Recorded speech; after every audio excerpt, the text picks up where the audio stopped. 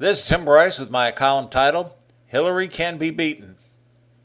Regardless of how the liberal media and Democrats try to portray the invincibility of Secretary Hillary Clinton as candidate for President of the United States, she can certainly be beaten.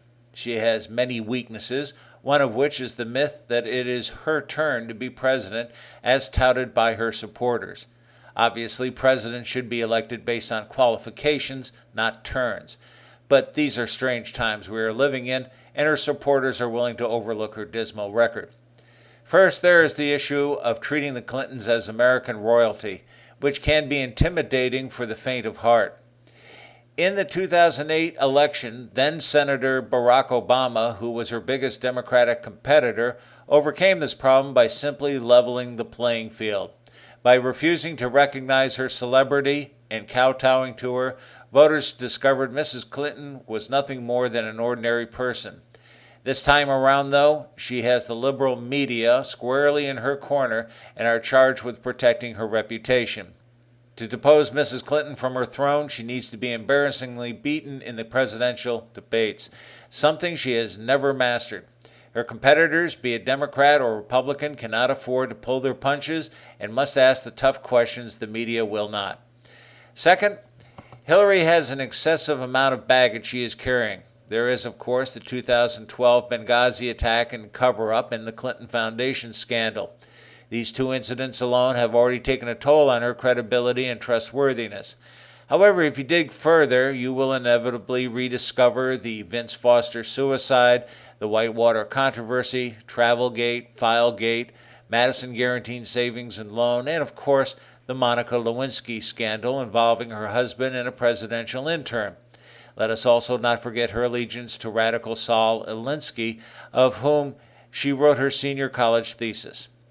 Hillary's defenders will claim this is all water under the bridge. Not really.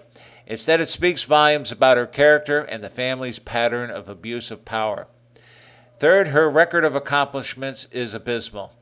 As I have written in the past, the nagging question is, in all her years as First Lady, Senator from New York, and Secretary of State, what has she accomplished? Unfortunately, nothing of substance. Further, her positions on immigration, the economy, and Iran nuclear deal, and the president's foreign policy, most of which she implemented, are naive attempts to sway voters. It also reveals her socialist ideology. Unlike her competitors who clamor for the attention of the press, Mrs. Clinton wants to keep the press at bay, presumably in fear she will say something out of turn. Everything issued to the press is highly crafted and orchestrated for delivery.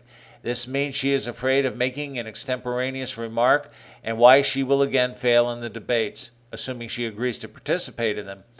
Her Achilles heel is answering any embarrassing questions which might be used against her in congressional hearings or a court of law.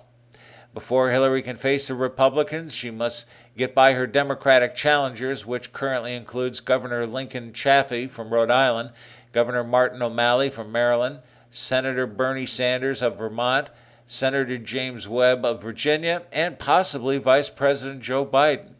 If Uncle Joe jumps into the race, it is a sure sign he sees Mrs. Clinton's vulnerability and is ready to pounce on it. If and when she faces the Republican candidate, she will have the uncomfortable task of distancing herself from President Obama. It's a catch-22 for her. If she aligns herself with the president, she makes herself an easy target for his unpopular policies and programs. If she tries to divorce herself from the president, she risks losing the liberal Democratic base she desperately needs. Either way, it is a lose-lose scenario for her. The only way she can survive is if the Republican challenger fails to openly challenge her. If they show any signs of fear or weakness whatsoever, she will own her political opponent. The Republicans must take the argument to her and put her on the defensive, whereby she will crumble under pressure. They cannot afford to retreat. As should be apparent, Her Highness's slip is showing. Friends, keep the faith. This is Tim Bryce in Palm Harbor, Florida. TimBryce.com.